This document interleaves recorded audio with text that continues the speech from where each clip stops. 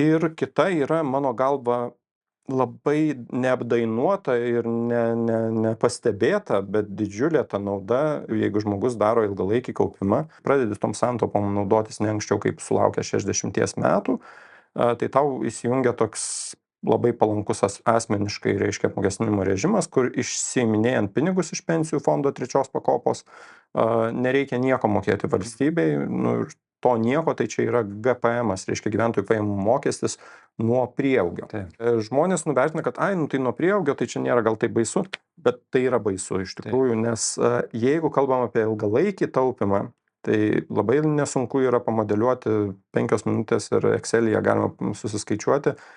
kad kaupiant daug metų, tarkim 10, 20, 30 metų, didžioji dalis santaupų ir bus kapitalo prieaugis.